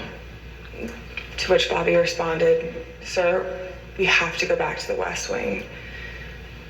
The president reached up towards the front of the vehicle to grab at the steering wheel.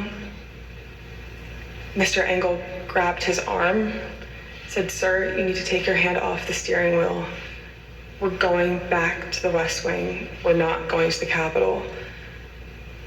Mr. Trump then used his free hand to lunge towards Bobby Engel. And when Mr. Ornato had recounted this story to me, he had motioned towards his clavicles. And was Mr. Engel in the room as Mr. Ornato told you this story? He was. Did Mr. Engel correct or disagree with any part of the story from Mr. Ornato?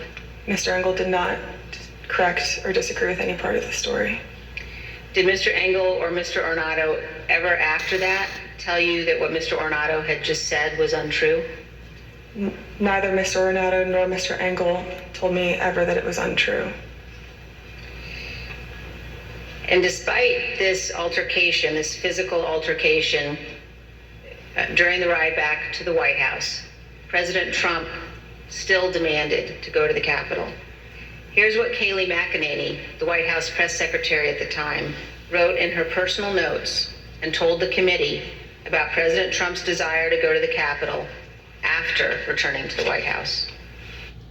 Now, they talk about the president at times during his presidency becoming unhinged. There's a difference in somebody getting loud or emotional versus somebody getting physical. At this point in time, the way that I'm understanding this testimony, Donald J. Trump was responding in his emotions towards being violent, literally violent, of demanding for him to go to the Capitol. Which tells me, as listening to that he had already made pre-plans with somebody, with something, to the extent that if he did not go to the Capitol, it may have actually been some sort of a hidden signal to not get as radical with their behavior, but still go forth with their behavior. In other words, Donald Trump wanted to be right in the thick of it. He wanted to be at the Capitol. Even though things was already brewing at this particular point in time in the atmosphere of a total knockdown, drag-out brawl. It wouldn't have been no different if you was in a saloon somewhere and all of a sudden one person swung at one person and the next thing you know, everybody started swinging at everybody. An all-out-and-out brawl is the way that you can describe towards what occurred January the 6th of a bunch of rioters that was feasting upon each other's emotions to the degree that now they had become not just a radical, but now they had become violent. Even the man that was hyping up the crowd was becoming violent because he could not be in the thick of it. According to the Director of Homeland Security, the surroundings was not classified as being secure, which would have broken all protocol in bringing the President of the United States into that area. And I guarantee you, if they did, hypothetically speaking, and something did happen to the President, or somebody getting lucky and taking off a pot shot or whatever, similar to what happened to Ronald Reagan, heads would have rolled that day towards the safety procedures being violated in regards towards proper protocol.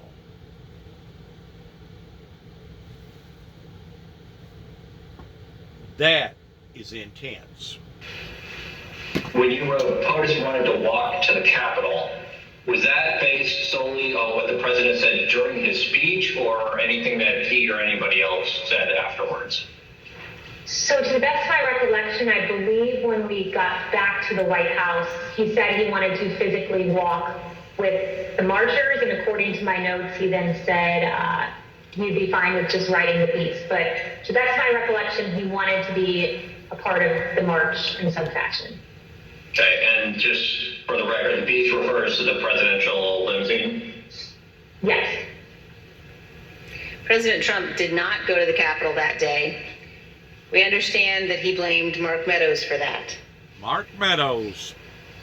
So prior to leaving the rally site, when he got off the stage and everybody was making the movement back to the motorcade, I had overheard Mr. Meadows say to him then, as I had prior to Mr. Trump taking the stage that morning, that he was still working on getting an off-the-record movement to the Capitol. So when Mr. Trump took the stage, he was under the impression by Mr. Meadows that it was still possible. So when he got off the stage, I had relayed to Mr. Meadows that I had another conversation with Tony. The movement was still not possible. Mr. Meadows said, okay. And then as they proceeded to go to the motorcade, and Mr. Meadows had reiterated, we're going to work on it. So I talked to Bobby. Bobby has more information. Mark got into his vehicle. To my understanding, Trump got into the Beast. And after we had all arrived back at the White House, later in the day, it had been relayed to me via Mark that the president wasn't happy that Bobby didn't pull it off for him, and that Mark didn't work hard enough to get the movement on the books.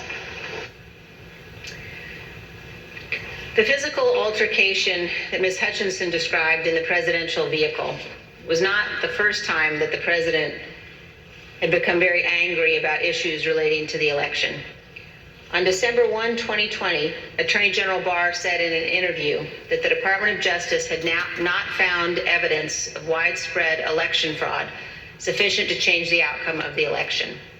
Ms. Hutchinson, how did the president react to hearing that news?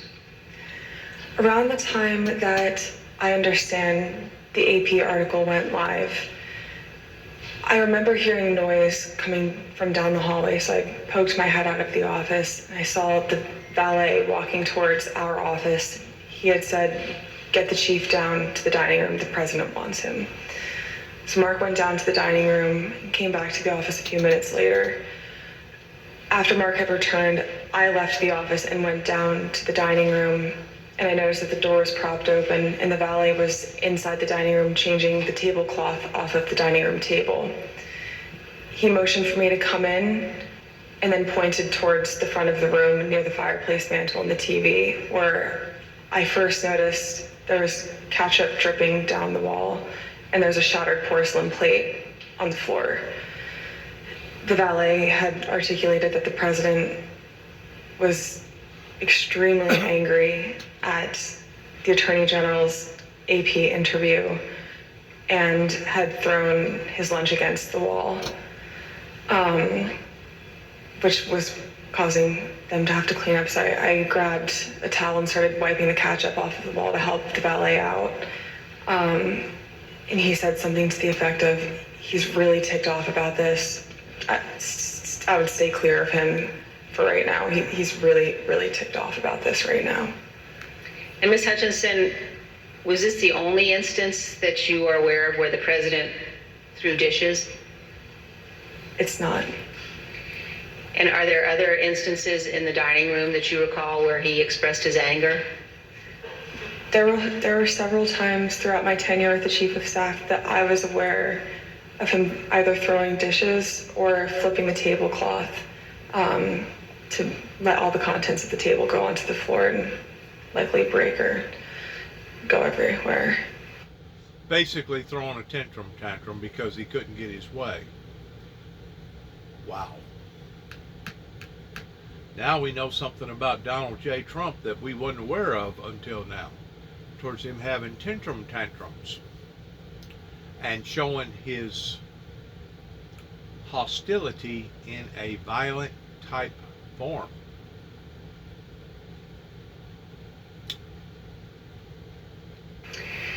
And Ms. Hutchinson, Attorney General Barr described to the committee the president's angry reaction when he finally met with President Trump. Let's listen. And I said, look, I know that you're dissatisfied with me, and I'm glad to offer my resignation. And he pounded the table very hard. Everyone sort of jumped, and he said, accept it. Mr. Chairman, I reserve. Gentlewoman reserves. The chair requests those in the hearing room to remain seated until the Capitol Police have escorted our witness from the room. Pursuant to the order of the committee of today, the chair declares the committee in recess for a period of approximately 10 minutes. And with the gavel coming down, Benny Thompson, the chair. I just imagine that young lady right there, because of rubbing shoulders with the high almighties, could possibly have to go underground with the witness protection services towards relocating and starting a life completely different than what she is accustomed to because of that testimony. That is so sad if that happens, to the degree that she has to do that. But it is a strong possibility, due to the sharks that she's swimming in the pool with right now, could possibly have her taken out of the equation. And that was probably one of the initial reasons why that they wanted to hurry up and get her testimony. That way it wouldn't be no way of rebuttaling it away to the degree that it was only pertaining to recorded testimony. There's a difference in recorded testimony and actual testimony. What she just done was an actual performance before live audience in front of a national, international cameras that, to be quite honest with you, I don't really know if there would be a place that she could go to towards changing her identity now, because now she's been fully exposed, and it wouldn't matter if they moved her to California or Alaska or even to another country. They would have to do a complete, total different makeup on her. They'd probably have to do skin grafts and changing the features of her face. You know, whenever you go into a witness protection identity program, everything about you that used to be you is now over with, to the point that you have to create a brand new total identity, and the old you should never ever be mentioned ever again. for the rest of your life. What a sacrifice, if that be the case. I'm hoping that it won't be. But what a sacrifice for a human being to have to make over somebody that was obviously not just a bit out of control towards off his hinges, but somebody that was basically totally out of control to the point that he was so dead set that he was basically, I hate to use this expression, but Donald Trump basically put himself in the position of God Almighty, and because he wanted these things to occur and couldn't get them to occur, he was displaying his feelings in a very, very violent, emotional, hostile way. Wow. We're talking about somebody that was in control, or was, can't say he wasn't in control.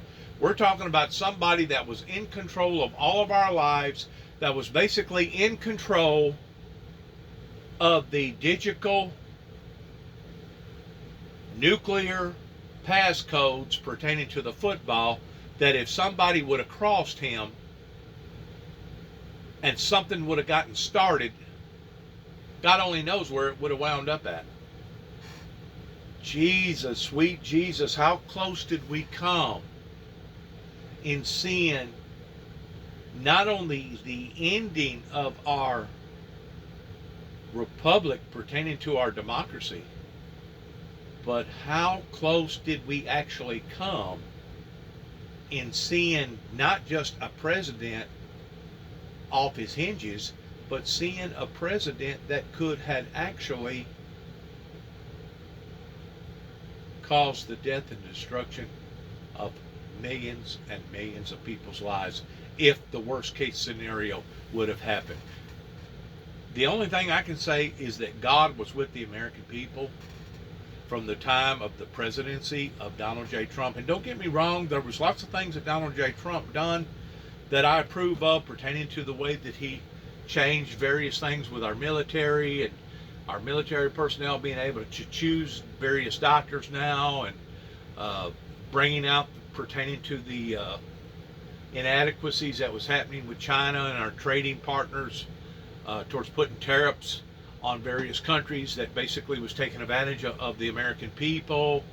There was several different things that Donald Trump done that really brought a lot of light into our problems that had grown and festered into where we are right now. But I had no idea that they was dealing with a time bomb, metaphorically speaking, of somebody that had done already displayed their feelings in a very, very hostile, violent way, that God only knows what he would have done. Let's say if the worst case scenario did happen, and he was right there with his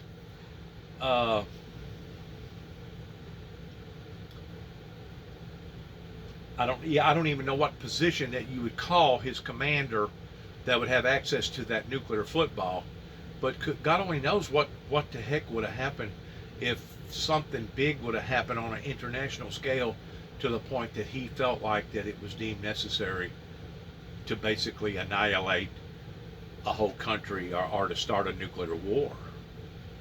Oh my God. I knew we was treading on very, very thin ice. I just didn't know how thin that the ice was. Jesus. It's only by the prayers of the original saints, the old saints, that protected us through this, because I'm telling you right now, not only could have January the 6th turned out to have been a much, much, much uglier affair than what actually occurred, but it sounds to me like we was dealing with somebody that at any given moment something could have very well unpleasantly turned into something drastic. Thank God for God, and thank God for His mercy, and thank God that God was in control of these situations, because the people behind the scenes, such as people like me, we knew it was bad, but we just didn't know it was how bad. I still, it's breathtaking. It's absolutely breathtaking that a man his age would have been trying to bully his way around in whatever controversial subject matter it was towards displaying his anger as far as anger management issues. You know, if that would have been happening out here in the real life, in most counties, I don't know for sure if it would have happened here or not, because obviously I personally believe that the law enforcement and their judicial system here is primitive and backwoods, about 100 years myself, pertaining to taking care of children and abusiveness that has went on throughout my childhood that obviously didn't nobody stop, and I guess to some extent they actually thought it was normal, if anybody knows anything at all about my life. But in most cases, most judges, if an individual was acting this way at home in front of their wife or in front of their family or a business, they would probably seek out some sort of counseling with this person that, hey buddy, you got a freaking problem. You can't control your emotions. You know, you're throwing plates of food against the White House wall, dirtying up the wall and breaking.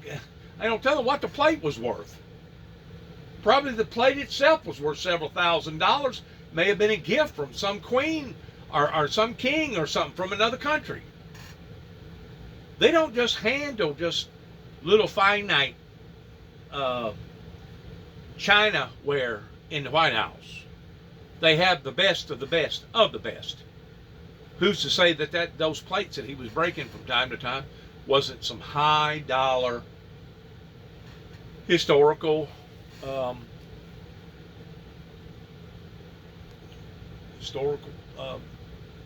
treasures that to some people would have been looked upon as being basically priceless.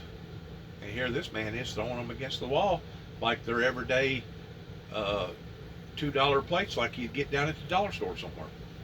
Recesses after the most dramatic testimony from the witness, Cassidy Hutchinson, describing the fury of the president when he was told by the Secret So you know, if they have pulled her out towards being a witness to this, there's other people that they have already done pegged or talked to or interviewed.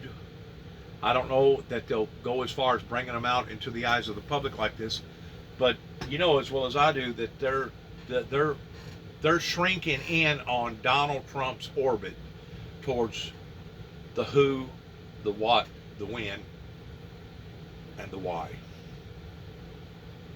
There's bound to be some people right now that's squirming to the degree of not knowing if they're going to be called upon of being put on the hot seat. And to be quite honest with you, the way that young lady looked a while ago and some of her answers that she was being questioned, she was probably drawing such of a tight rear end at that time, you probably would have had trouble, as the little farmer used to say, driving a 10-penny nail up her you know what, because she was that intense. You could tell because she kept looking down at her laptop or her computer or whatever she was looking at, and at one time she took her eyes and she went all the way around the room. I could tell it was almost like a radar. She was looking at various people that was looking at her, and I think at that point in time she probably realized, wow, I am really on the hot seat here, ain't I? Like I said, I hope to God that she don't have to change her identity, but whenever you stand in front of the people like this on something this big, I guarantee you she'll have death threats. I guarantee you there's been other people pertaining to all this that's had death threats. I wouldn't want to be in her shoes.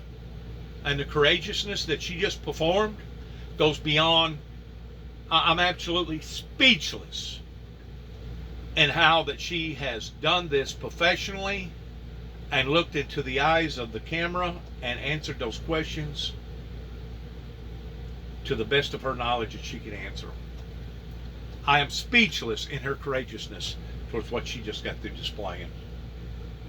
Back into the vehicle known as the Beast, the armored vehicle, that it was too dangerous for him to go up to the Capitol as he had planned, as he wanted to. She had also testified that there was a plan that they'd first heard about on the 2nd and the 3rd about that, to go up to the Capitol, and that, in fact, the secretary, Wow.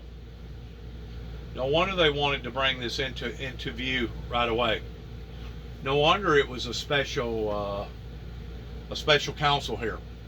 This will be the end of part 1 towards round 6 in this January 6th event. I'm going to knock it off for time purposes. I don't know if there'll be a round B. I'm pretty sure it probably will be, because they said that they was going to intervene for 10 minutes. So this will be a 2-part session in round 6. This will be round 6A. Hopefully there'll be a round 6B, depending upon what is said within the next few minutes here pertaining to all this. Unbelievable that this would have actually occurred in America at the 21st century of what we're living in right now. It's breathtaking. It's absolutely mind-boggling. It's gut-wrenching. It is blood-curdling.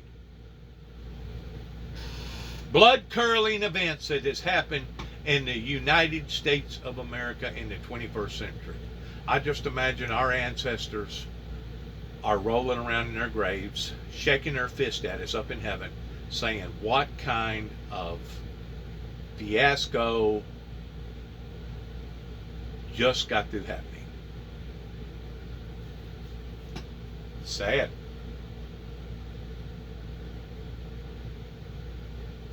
And then there was the last group, which was deflect and blame. Let's blame Antifa. These aren't our people. Now, this may be round 2. I may have passed up something. Let me back up. Sorry about that, folks. I may not be able to get this on round 2. Well, I can still get it on round 2 if it is round 2. Let me back up a little bit. Yes, this is different. This is round 2. Or is it?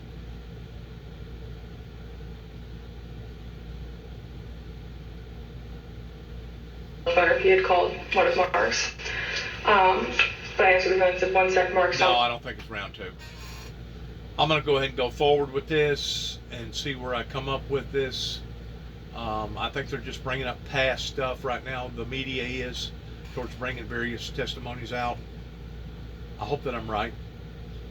But anyways, I'll put it on another deal here pertaining to it being. Hold up, I just got to seeing him right there. By one of our witnesses. Quote, a person let me know you have. Let's back up. Back up.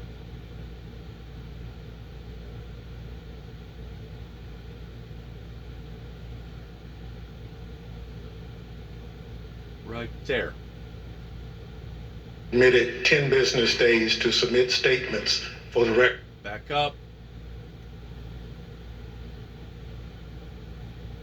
Back up.